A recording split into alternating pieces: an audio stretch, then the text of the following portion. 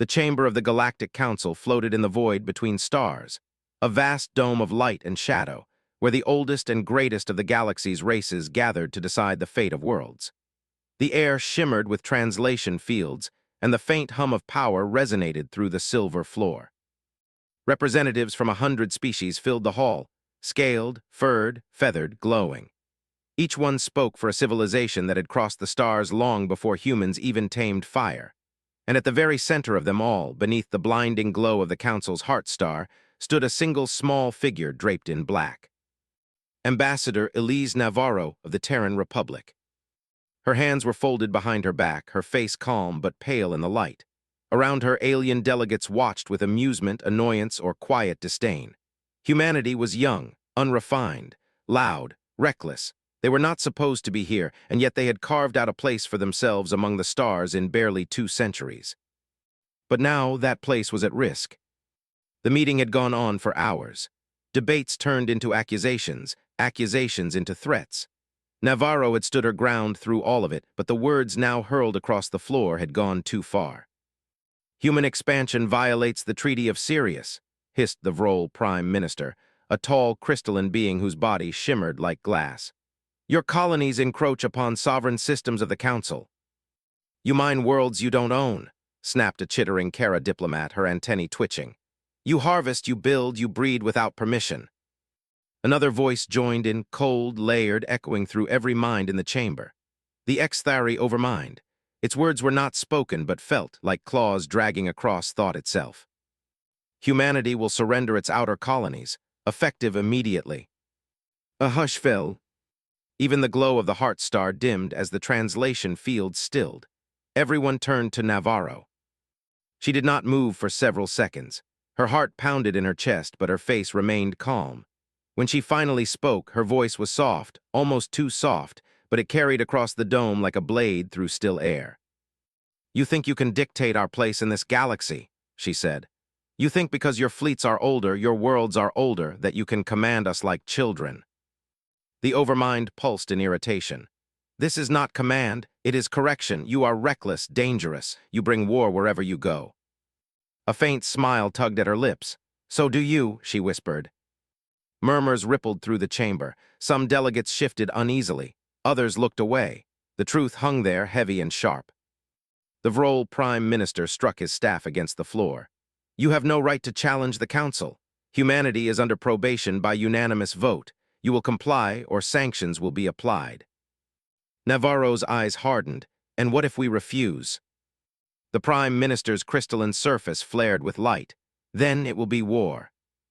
The word echoed through the hall like a thunderclap. For a long moment, no one breathed. The aliens waited for her to break, for the human to bow, to apologize, to beg for peace, as every other young species had done before. But Navarro did not bow. She took a single step forward, her boots ringing against the polished floor. Her gaze swept across the chamber, meeting eyes that glowed, shimmered, or blinked from a dozen worlds. You call us reckless, she said, her voice steady. You call us violent, you fear what we might become, you should. She paused, letting the silence stretch. When Earth was burning, no one came to help us.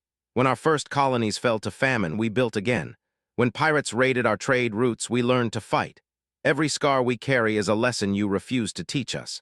Every weapon we built was born from necessity. You talk about peace, but your peace is built on your power. You never expected us to grow teeth. Gasps, hisses, metallic groans filled the hall. The Overmind's form pulsed with crimson light. You speak of defiance. I speak of survival, Navarro said, and we will not give it up. She looked directly into the Overmind's swirling core. You want our colonies? Come take them. The Overmind's psychic voice surged, shaking the air. Do you threaten the Council? Navarro tilted her head slightly. No, her tone turned cold, final. I promise. And with that, she reached into her console and deactivated her translator orb. The symbol of cooperation, the fragile bridge between species, flickered and died. The human flag behind her shimmered, its blue and white crest glowing faintly in the star's light. Navarro turned on her heel and walked toward the exit. No guards moved to stop her. No one dared. The silence was so complete that even the hum of the heart star seemed to falter. At the great doors of the chamber, she stopped. Without turning back, she said, "This meeting is over." The doors slid shut behind her. For a few seconds, the galaxy held its breath. Then the hall erupted. Delegates shouted in panic, translators screaming over one another. The insected Kara slammed their claws against their consoles. The scaled Dreel hissed warnings about human retaliation. Even the cold and emotionless Ixari began transmitting emergency messages to their homeworlds. "The humans can't mean it," one shouted. "They'll be crushed," cried another. "They'll doom themselves." But somewhere, deep in the Council's collective memory, lay the truth they didn't dare say out loud. Every time a new species had underestimated humans, something terrible had happened. They had seen what human fleets did in the pirate wars. They had seen what happened to those who broke human treaties, entire moons reduced to dust, pirate lords begging for peace, artificial intelligences hacked and turned against their masters. Now, the same species that once begged for trade rights had just declared war on the galaxy itself. In the chaos, the Ixari Overmind tried to regain control. Its psychic voice boomed through the chamber. "Calm yourselves. Their fleets are nothing. Their world is small. We have centuries of power." But the words were drowned by the noise of fear. Somewhere a translator caught the faint sound of human channels already going dark. Trade relays offline, shipping routes closing, diplomatic signals cut off. Humanity was vanishing from the network, pulling back into silence. And everyone knew what that meant. The Vrol Prime Minister turned to the Overmind, his crystalline body flickering with unease. "They are preparing for war." The Overmind's lights dimmed, and for the first time in recorded history, its voice trembled. "No," it said, "they are preparing for something worse." In the cold between the stars, Earth went dark. And the galaxy began to remember what fear truly felt like. The stars around Earth went silent. Within days of the Council meeting, every human beacon, relay, and station beyond Sol stopped transmitting. Trade ships that once filled Terran space vanished from the charts. Even the pirate bands that haunted the outer routes reported the same thing. No human ships, no human signals, no human anything. It was as if an entire species had vanished into the dark. At first, the galaxy celebrated. The Vrol Dominion called it strategic surrender. The Council declared that the Terran problem was resolved. News feeds across the spiral spread images of empty human colonies and darkened stations, claiming victory before the war even began. But the celebration didn't last. Because deep in the void, sensors began to fail. Whole arrays went offline one by one without reason, without trace. Patrols that ventured near the old Terran border disappeared. Ships sent to investigate sent back only static. And those who did return spoke of shadows, massive shapes moving between stars, too fast, too silent, too organized. Something was stirring in the dark. Admiral Marcus Havel stood on the bridge of the TNS Vengeance, staring out into the endless black. The warship hung above Titan's golden haze, surrounded by hundreds of other ships, massive carriers, cruisers, and frigates, their hulls marked with the scars of older wars.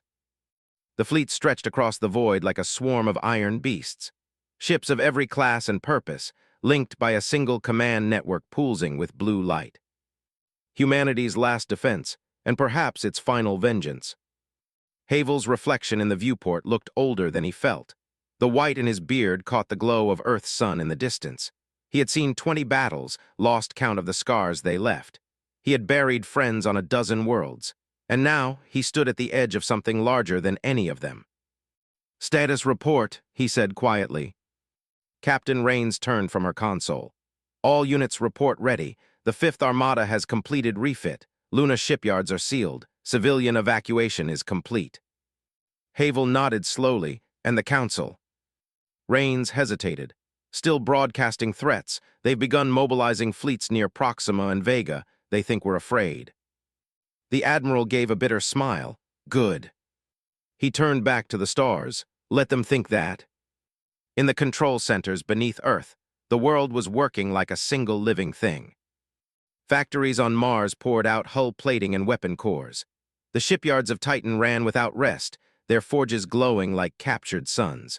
Orbital rings hummed with power as fleets refueled and vanished into the dark. And below the surface, where the air was cold and the light dim, humans gathered, soldiers, engineers, scientists. No one complained. No one asked if this war could be avoided. They all knew the truth. The galaxy didn't fear humans because of their strength.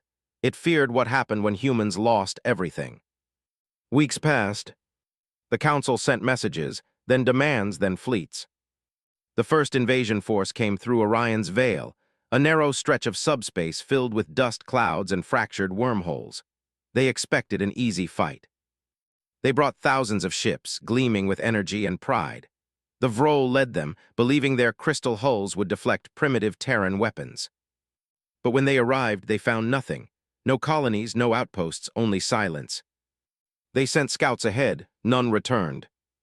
Then, from the far side of the system, a single human signal appeared. The code was ancient, one of the first ever used in the Solar Wars. It read only 3 words. "Come and see." The aliens followed the signal. At the edge of the nebula, hidden behind layers of radiation and cloud, the first human warship revealed itself. The TNS Hammerfall. Its hull was black as night, built from materials that swallowed light itself. No energy signature, no heat trace, no warning, until its guns opened fire. The Vrol flagship disintegrated before its sensors even registered the shot. The Hammerfall's railgun tore through it like paper, sending fragments spinning across space. Then the second shot came. And the third. Each impact was a sun born in silence. The alien fleet turned to respond, but they could not find their target. Every sensor, every scanner, every weapon lock failed. The humans had turned stealth into something impossible, invisible fleets that struck like ghosts. For hours, the Council Armada fought shadows. Ships exploded without warning. Dreadnoughts vanished in bright flashes. The nebula burned. When the battle ended, nothing remained of the invaders but debris and drifting bodies of crystal and metal. The Hammerfall emerged from the clouds, alone and burning, its guns silent but ready. It sent one final transmission before vanishing into warp space. A human voice, calm and clear. "The line is drawn, stay out."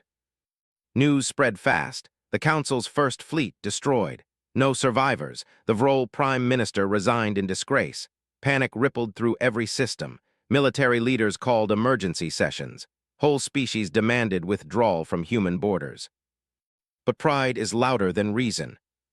The Exthari Overmind refused to believe it. "They use trickery," it declared. "They cannot defeat our combined fleets." And so the Council prepared again. This time they would not send one armada. They would send 5. Back in the Sol system, Admiral Havel stood before the war map, watching the Council fleets gather across the stars. He said nothing for a long time. Beside him, Captain Rains spoke softly. "Do you think they'll stop?" He shook his head. "No, they never do." She frowned. "We could still negotiate." He turned to her, his eyes dark. "Negotiate with those who would burn our worlds? No, Captain. The time for words ended in that chamber." He reached out and touched the holographic edge of the Council fleet, the glowing clusters representing billions of tons of enemy steel. "They want to test us, so we'll show them the answer." Outside the viewport, the Vengeance turned slowly toward the stars, its engines lighting the void with blue fire. Around it, the fleet began to move, hundreds of ships falling into formation like a single mind awakening. The hum of reactors filled the command deck. Orders spread through every channel. This was not retreat. This was readiness. On a distant colony once called Artemis III, a young technician watched the last ship leave orbit. He had grown up under alien rule, seeing human soldiers mocked and outgunned. Now, as the sky filled with the fire of Terran engines, he whispered to himself, "They think we're scared." He smiled. "They've forgotten who we are." And far away, beyond the rim of the Milky Way, alien fleets continued to gather. Generals spoke of strategy, politicians of control, prophets of destiny. But in the deep silence of space, something ancient stirred, a fury born from loss, a unity forged in defiance. Humanity was not waiting in fear. They were preparing. The storm was coming, and when it broke, it would shake the stars themselves. The stars were burning over Orion's Veil. A swirling ocean of gas and dust, bright as a god's wound, stretched across the void. It was beautiful, but it was also deadly.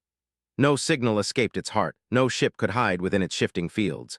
It was here that the Council's second invasion fleet gathered, 5,000 ships strong, led by admirals of a dozen species.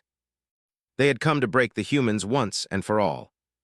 Among them were the crystalline dreadnoughts of the Vrol Dominion, the psionic carriers of the Exthari, the living ships of the Ixari that pulsed with alien life. Their armadas stretched across the horizon like steel constellations. And in the center of it all floated the Council flagship, Sanctuary Prime, a city-sized fortress bristling with weapons and arrogance. High Admiral Callan of the Vrol surveyed the holographic map. "They are cornered," he hissed. His crystal body reflected 1,000 tiny lights. "We have sealed every approach. There is nowhere for the humans to run." The Exthari Overmind shimmered beside him, its psychic voice filling the chamber. "They will submit once they see the power of unity. Prepare the cleansing strike." "Yes, Overmind," Callan said, lowering his head. All around the fleet, energy surged through weapon arrays, beams charged, cannons aligned. It was to be a swift, perfect execution. But then something changed. One by one, the fleet's sensors began to flicker, first static, then nothing. Whole radar arrays went dark. The navigation system screamed of phantom readings. "What is this interference?" Callan demanded. A trembling technician replied, "Unknown, Admiral, it's everywhere." Then came the sound, a pulse through subspace, slow, deep like a heartbeat in the dark. It came once, twice, then faded. The Overmind's psychic tendrils recoiled. Something moves within the veil. From the edge of the nebula, a shadow emerged. It was a single ship, black as midnight, without signal or heat. At first, the aliens thought it was debris, then it moved. It glided through the clouds like a ghost, leaving ripples in the dust, its hull reflecting nothing. Symbols glowed faintly along its sides, old Terran script etched in fire. TNS Hammerfall.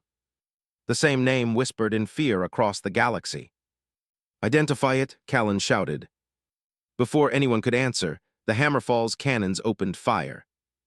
A single tungsten slug, half the size of a shuttle, tore across space at near light speed.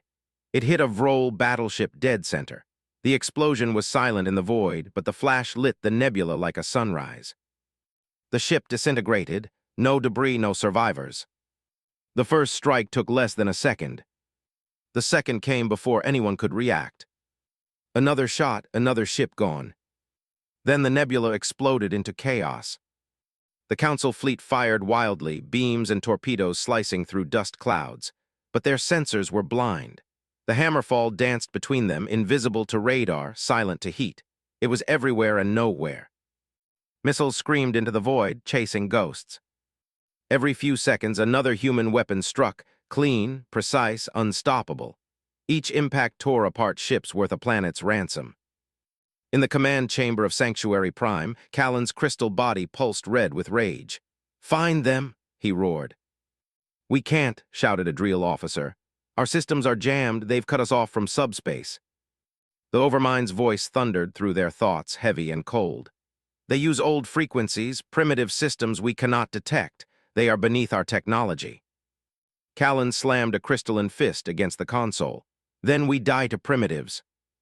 No answer came, only static and the pulse of that dark human heartbeat echoing through the void. Aboard the Hammerfall, Captain Jonah Price stood calm amid the storm. The bridge was lit only by the glow of red emergency lights. "Target acquired," said his gunner. Price nodded. "Fire." The ship shuddered as its railgun released another round. He watched the tactical display. Another red dot blinked out. He exhaled slowly. "Mark it, 50 confirmed kills." The crew cheered, but softly. They were not fighting for glory, they were fighting for home. Price looked out at the burning nebula. "They thought they'd surround us," he murmured. "They never learned. You can't corner a species that's already been to hell." His communications officer turned. "Admiral Havel reports that the Vengeance fleet is in position, sir." "Then light the fuse." Across the system, space itself trembled. The TNS Vengeance and her fleet burst from warp like thunder gods. 1,000 ships appeared at once, engines flaring, weapons armed. Their arrival was a sunrise of fire. "Open the line," said Admiral Havel. Static cleared, and his voice echoed across the Council frequencies. "This is Admiral Marcus Havel of the Terran Republic Navy. To all council fleets, you trespass upon human worlds. You have fired on human colonies. You will now face the consequence. He paused, his tone sharpening. We warned you once, you did not listen. The transmission cut. And then the human fleet unleashed hell. Hundreds of plasma lances roared from Terran ships. Kinetic missiles ripped through enemy lines. The humans fought with precision and fury, their formations shifting like living machines. Alien ships crumbled under the barrage. Dreadnoughts that had ruled the stars for centuries shattered in minutes. For every Terran ship destroyed, 10 council vessels fell. The humans fought without hesitation, without mercy. They had no retreat, no fear. Aboard the Vengeance, Havel watched as the flagship Sanctuary Prime turned to flee. Target it, he said. Admiral, that ship is retreating. Havel's eyes were cold. So were our colonies. He gave the order. The Vengeance's main cannon fired, a beam of compressed plasma hotter than a sun. It struck the alien fortress square in the heart. The blast tore through its shields, through its core, and the great ship of the Council vanished in a storm of light. The explosion lit the nebula for a full minute. When the light faded, silence fell. The remaining alien ships broke formation and fled. The survivors didn't speak. They didn't send warnings. They simply ran, scattering to every corner of the galaxy, their morale shattered. The humans did not chase. They held their ground, their ships drifting among the wreckage. Havel watched the battlefield, the broken remains of thousands of ships, the glowing dust of what had been a fleet meant to erase them. He felt no triumph, only the weight of what came next. Send the message, he said quietly. A comms officer nodded. Message ready, sir, what should it say? Havel looked into the endless dark. Tell them, he said, the stars belong to no one but Earth remembers. Across the galaxy, that message echoed.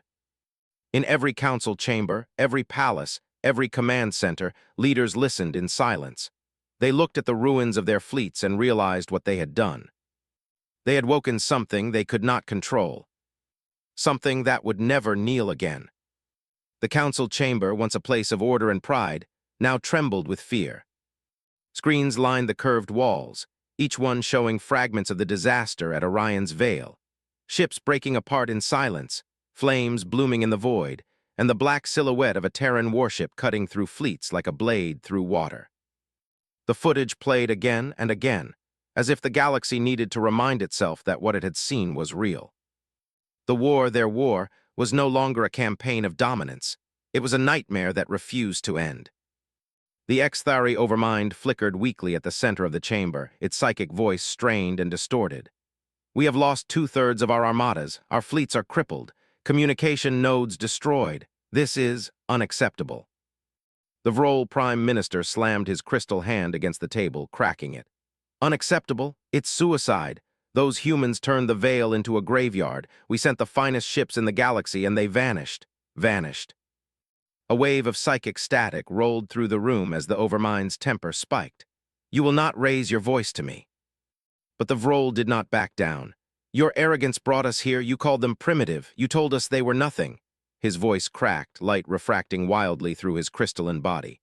They are not nothing. They are monsters in metal skin. All around the chamber, panic whispered through every species. The humans have destroyed our outer fleets, muttered the insectoid Kara, her mandibles clicking nervously. They've cut our supply chains. Even our border stations have gone dark. Adriel General thumped his tail against the floor. Our colonies are being evacuated. The humans have not advanced, but their silence, it's worse. They're waiting. That word, waiting, hung in the air like poison. The Overmind dimmed, flickering between forms. You speak as if we are defeated. We are the Council. We have ruled for millennia. No one answered. Because deep down, even the oldest races knew the truth. The Council had never faced an enemy that fought like humans. The galaxy had known conquest, not vengeance. It had known wars, not extermination. But humans didn't fight for glory or empire. They fought because someone had dared to take what was theirs. And when humans fought for something they loved, the stars themselves trembled. Ambassador Elise Navarro appeared before them, projected as a hologram. No one knew how her image breached their secure channels, and that made it worse. The chamber froze, every delegate stared. She wore the same black uniform from the last council meeting, her expression calm, her presence steady. Behind her, the blue and white crest of the Terran Republic glowed faintly. "Representatives of the council," she began, "I bring you news." Her voice was quiet, but the room fell utterly still. Even the Overmind's psychic field seemed to recoil. "You sent fleets into our space," she said. "You slaughtered civilians on our colonies, you broke the peace you pretended to keep, and now you call us the aggressors." She took a slow breath, her gaze cold. "We did not start this war, but we will end it." "End it," the Vrol Prime Minister rasped. "You dare." Navarro's voice sliced through his words. "Yes, dare. That's what humans do, isn't it? We dare to stand where others bow. We dare to fight when the odds are hopeless. You call that arrogance." She leaned forward slightly, her eyes dark as the void.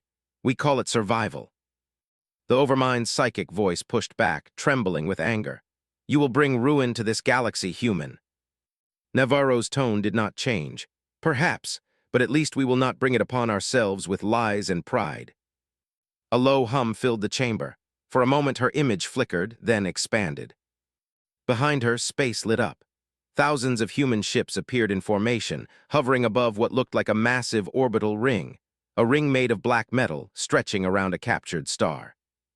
The delegates gasped. "What is that?" someone whispered. Navarro smiled faintly. "Home." Then the image vanished. The chamber erupted into chaos. "Impossible," shouted a Drill general. "They cannot have built that." "They have," hissed the Kara diplomat. "Our spies spoke of something, the Black Ring. A fortress, a forge, a shipyard large enough to build fleets faster than we can destroy them." The Overmind pulsed violently. "No, no, this cannot be. Their technology was centuries behind." The Vrol Prime Minister rose slowly, his voice hollow.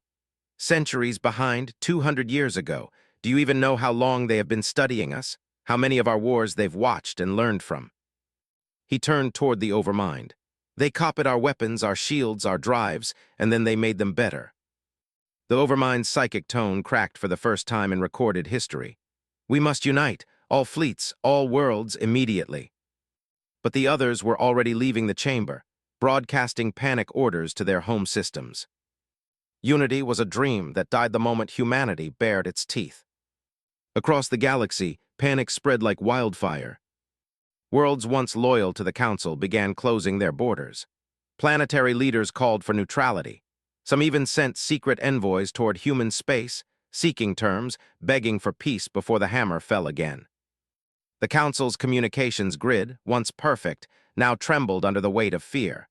Rumors mixed with truth until no one knew which was which.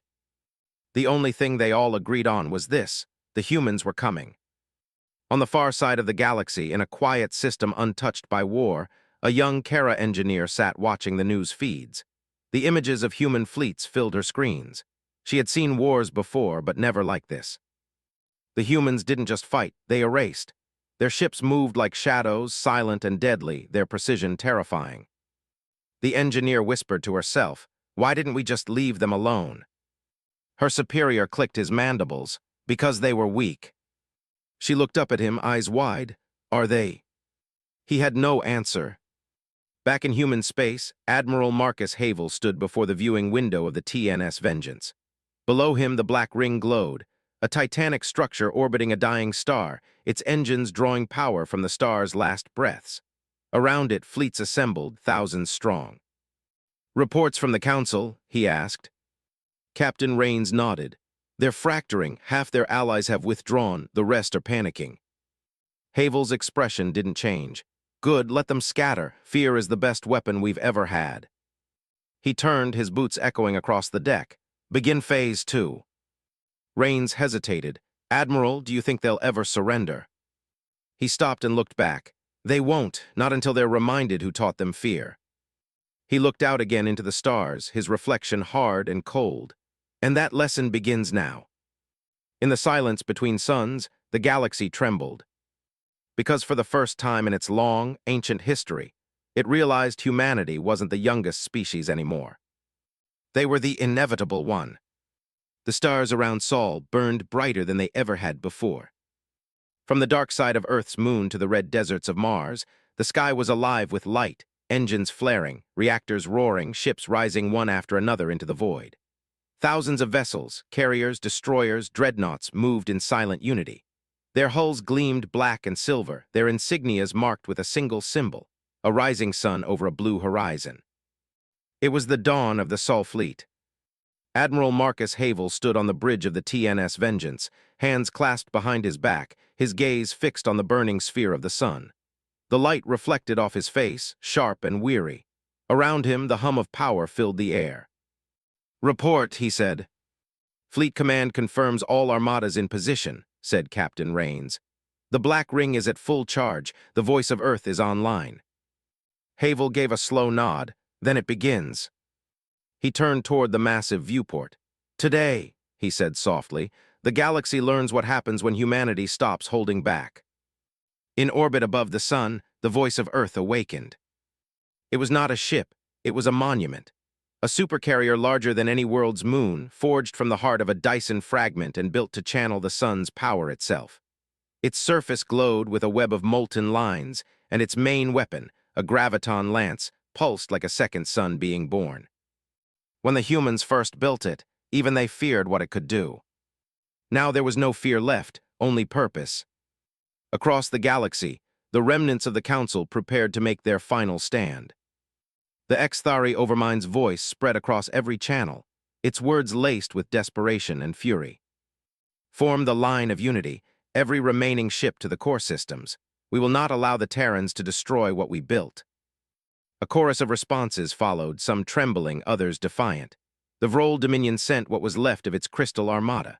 The Dreel brought their war beasts, massive bioengineered ships that breathed fire and plasma. Even the proud Ixari, their fleets of living metal, swarmed to the defense of the Council's heartworlds. 5,000 ships. 5,000 against the storm. And then Sol fleet came. From the void, human ships descended like a wave of steel and light. Warp trails tore through space like cracks in glass. The soundless roar of their arrival echoed through every sensor, every comm channel, every terrified mind that saw them appear. The Vengeance led the charge, flanked by the Hammerfall, Resolute, and Endeavor. Behind them, the carriers opened like wings, releasing swarms of drones and fighters that filled the black with silver fire. Admiral Havel's voice spread across the fleet. No retreat, no mercy. The Council made their choice. And then he gave the order that would be remembered forever. "Burn them." The first volley came from the Voice of Earth. Its graviton lance ignited, bending light and time itself. A beam of pure force stretched across millions of kilometers, swallowing space. It struck the Council's central fleet. 500 ships vanished in a flash so bright it outshone the stars. Sensors across the galaxy overloaded. For a moment, even the sun seemed dim. Then came the rest. Terran destroyers moved in formation, unleashing rail slugs faster than light. The kinetic energy alone shattered shields and armor. Missiles filled the gaps between the bursts, guided by AIs so advanced that no jamming field could touch them. Human fighters darted between massive alien ships, tearing engines and reactors apart with surgical precision. Each explosion lit the darkness in brief, violent beauty. The Council's fleets answered with everything they had: energy beams, psionic waves, living torpedoes. But it was chaos.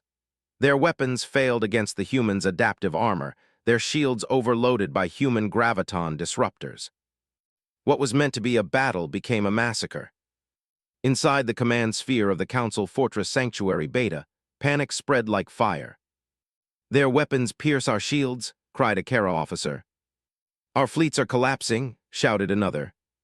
"They have breached the inner perimeter." The Exthari Overmind screamed through every mind in the system. "Hold your ground, they cannot sustain such power." But deep within its mind, the Overmind knew the truth. Humans didn't need to sustain it. They only needed to end it. Then, through the chaos, a human transmission broke through all channels. A woman's voice, calm, steady, familiar. "Ambassador Navarro. This war began because you thought we were lesser," she said. "Because you mistook restraint for weakness. You took our colonies, you took our people, you tried to make us kneel." Her tone sharpened. "Now you will see what happens when humanity stops kneeling." And then the Voice of Earth fired again. The beam tore through the council fortress, its core igniting like a dying sun.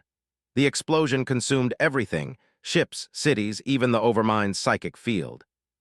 In the void that followed, there was no light, no sound, only the fatting echoes of a scream that reached across 100 worlds. The battle was over within hours. What had been the greatest armada in galactic history now drifted as dust and debris. The surviving alien ships fled without orders, their crews broken, their commanders gone. Those who surrendered were allowed to live. Those who didn't simply disappeared into the black.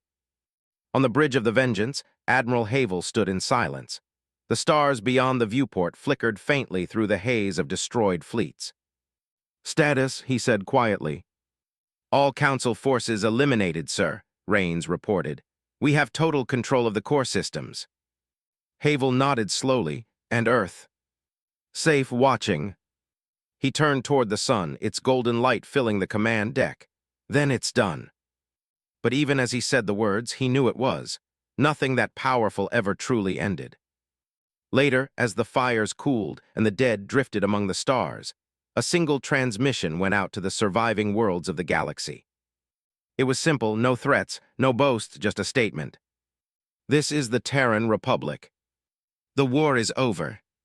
We will not seek conquest. We will not seek revenge. But if you come for us again, we will finish what we started." The message played across every world, every colony, every station.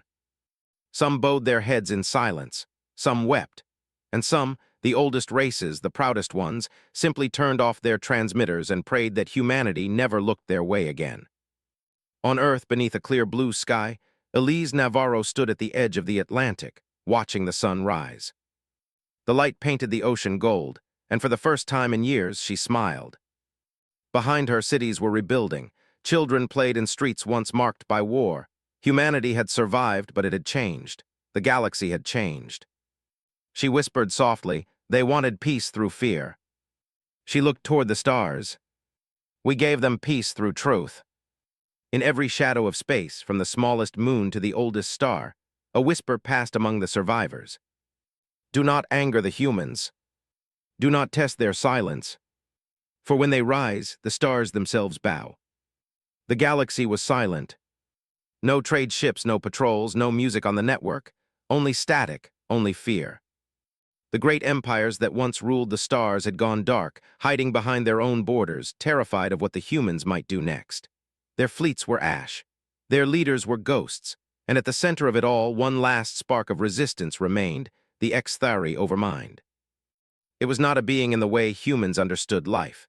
It was a storm of thought, a network that stretched across hundreds of worlds. Its power came from unity, from billions of minds linked as one. It was the heart of the old council, the mind behind every war, and even broken and scarred, it refused to die. In the endless dark of deep space, the Overmind gathered the last of its defenders. The remnants of the alien fleets, the shattered wings of the Vrol Dominion, the bleeding survivors of the Dreel, the few who still believed the humans could be defeated, drifted into formation around a dying red star. At the star's heart hung the Overmind Citadel, a world-sized structure of black glass and light, pulsing with psychic energy. The air around it shimmered with invisible power, a storm that tore reality itself. This was the final fortress, the last stand of the old order. On the bridge of the TNS Vengeance, Admiral Marcus Havel watched the data come in. "The Citadel is active," reported Captain Rains. "Energy readings off the charts, it's drawing power from the star itself." Havel stared at the display, and the Overmind. "It's there," she said. "Broadcasting across every spectrum, it's calling us." The Admiral's jaw tightened. "Let it call." He looked out through the viewport where the human fleet gathered, thousands of ships in perfect formation, engines burning bright against the black. Above them, the voice of Earth loomed, silent and waiting, its hull glowing faintly with solar fire. Havel spoke quietly, "This is it." In the heart of the Citadel, the Overmind stirred. Billions of thoughts spoke as one, a chorus of rage and desperation. "Humans, parasites of chaos, you destroy what you cannot control. You are disease." But within its vast mind, something else moved, something it didn't expect. A whisper, quiet and steady, a human voice. It was Elise Navarro. Disease, she said calmly. Her transmission was small, simple, unarmed. But her voice cut through the psychic storm like light through shadow. You called us that once before when we joined your council, when we refused to kneel. You cannot win, hissed the Overmind's many voices. You cannot destroy an idea. Navarro's tone didn't change. Watch us. The humans moved first. The fleet advanced in silence. Engines burned white-hot, forming a wall of light around the dying star. Then the sky exploded. The Citadel unleashed its fury, a psychic scream that shattered sensors and crushed the weaker minds of those who listened. Beams of pure thought burst from the fortress, slicing through ships like blades.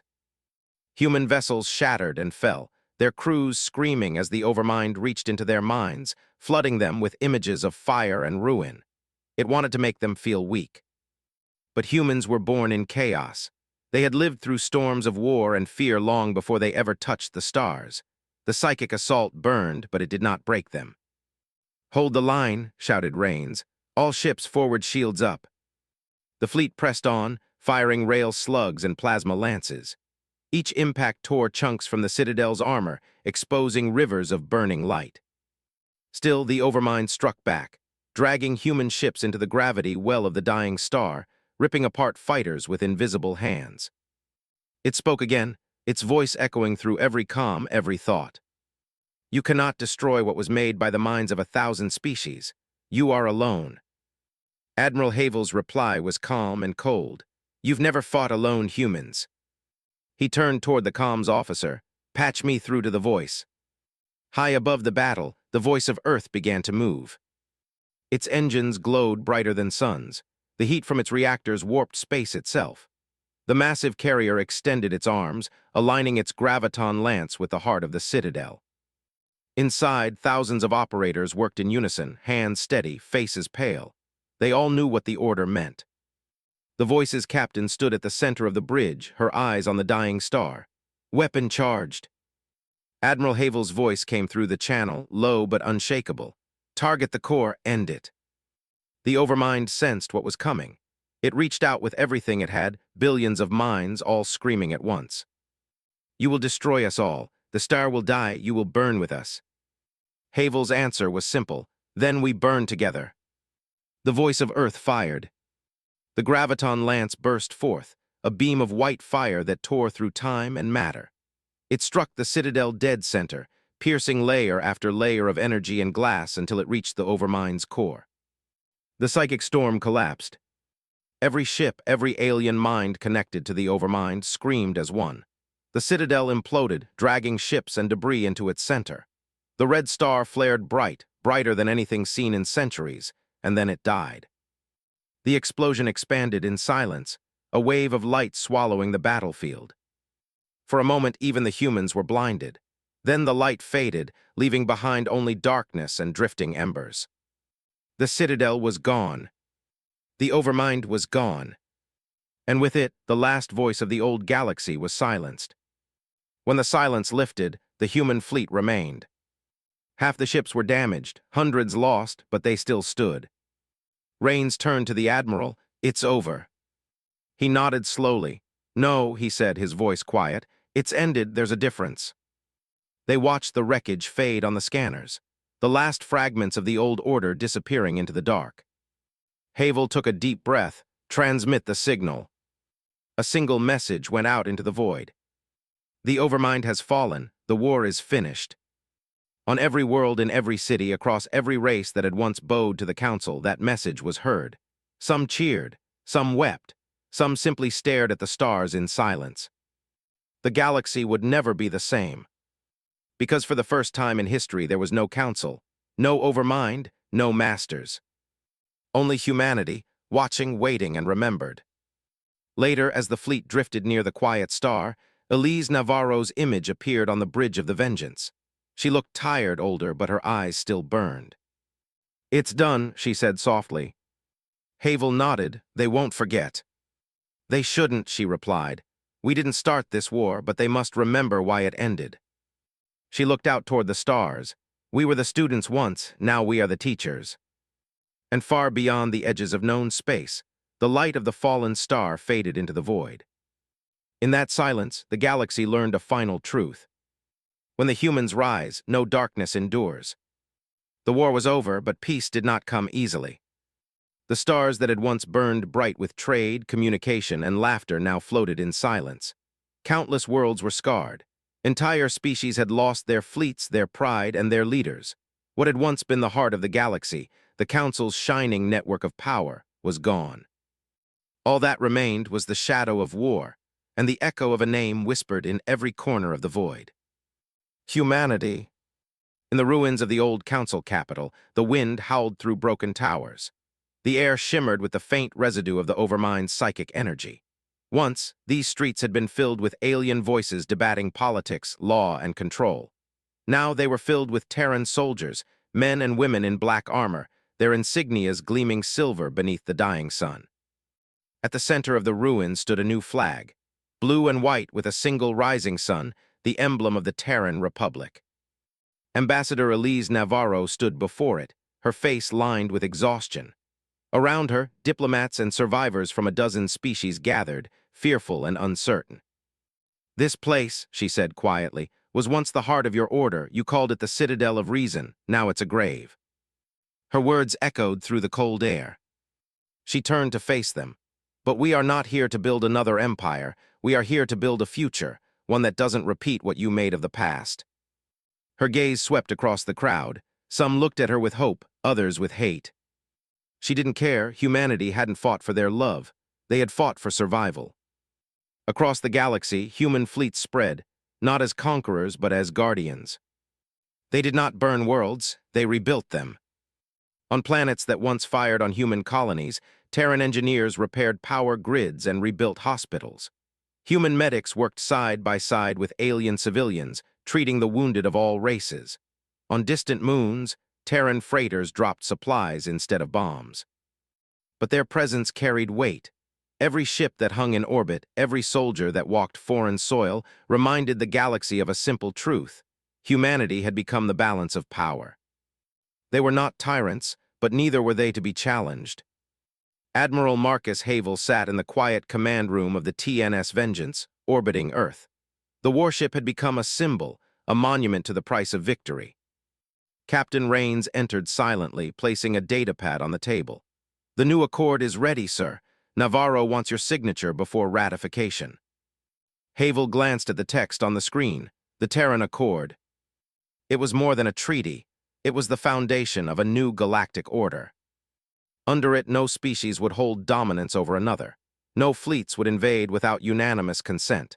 Trade, technology, and peace would be shared, but under human oversight. The galaxy would be united not by fear but by memory. He signed it without a word. Rains hesitated. "Do you think they'll ever trust us?" Havel's eyes were tired. "No," he said, "and they shouldn't." He stood, walking to the viewport. Earth filled the window, blue and alive. "Trust isn't what keeps peace, Captain. Fear does, and respect." He looked down at his reflection, an old soldier staring back at him. "We gave them both." Months later, the first assembly of the Terran Accord gathered in orbit above Mars. The chamber was smaller than the old council hall, less ornate, built from steel and glass instead of gold and crystal. Representatives from over 50 species attended, each one silent as Elise Navarro stepped forward. "We stand on the ashes of what we were," she began. "The galaxy you built through fear and dominance is gone. What stands before you now is different. You will not serve, you will not kneel, you will stand beside us." A ripple of murmurs filled the room. The Kara delegate raised a trembling claw. "And if we refuse?" Navarro's expression softened, but her voice carried steel. "Then you will face no threat from us, but remember, peace is not a gift, it is a choice. Choose wisely." She looked out the window toward the stars. "We are not your masters, we are your mirror." And for the first time in centuries, the chamber did not explode in argument. There was silence, heavy, fragile, but real. Outside, the galaxy changed. The ruins of the old council worlds became centers of learning, rebuilt by Terran hands. Human explorers charted the outer systems, not for conquest, but for curiosity. For the first time in generations, the stars were open again. And yet the fear remained. Children on alien worlds whispered about the humans. how they came from a blue planet of storms and fire, how they had destroyed gods and burned fleets that spanned the seas. Some called them saviors, others called them monsters. Both were right. On the edge of known space, where the stars grew thin and cold, a lone human vessel drifted, a small ship bearing the insignia of the Republic. Its captain, a young woman named Arya Locke, looked out at the distant galaxies beyond. "Hard to believe," she said softly, "that we did all this." Her second officer, an older alien with silver scales, nodded. "You did not conquer," he said. "You endured, that is harder." Arya smiled faintly. "Maybe, but endurance has a cost." She looked at the stars, the same stars that once belonged to others. "We built peace through fear. I wonder if someday someone will do the same to us." The alien's golden eyes glimmered. "Perhaps, but until then you are the light they fear to touch." Back on Earth, Elise Navarro stood once more at the edge of the Atlantic Ocean. The wind was cold, the sky clear. She watched the sun rise, gold spilling across the water, and thought of everything that had been lost and everything gained. When the Council had demanded humanity kneel, she had chosen defiance. When the galaxy had tried to erase them, she had chosen to fight. Now at last humanity stood unchallenged, but not untouchable. Behind her a young officer approached. "Ambassador," he said quietly, "the Assembly awaits your closing words." Navarro nodded and turned back to the sea. "Do you think they hate us?" He hesitated. "Yes, ma'am, most of them do." She smiled faintly. "Good, fear fades with time, hate keeps memory alive." Then she walked away, the rising sun casting her long shadow across the shore. That night across 1,000 worlds, the people of the galaxy looked up at their skis and saw something new: satellites, stations, and ships orbiting in quiet harmony. Some prayed, some cursed, but none dared to strike. Because they all remembered. They remembered the day humans shattered the Council. The day they burned the veil. The day the Overmind fell. And the day the stars bowed. A message was carved on the wall of the new council hall, in a dozen languages, human and alien alike. It was simple. We did not seek to rule the stars. We only sought to survive them. And in surviving, we became their rulers. Across the galaxy, that truth echoed. No one had planned for the age of humanity. But once it began, no one could imagine a galaxy without it.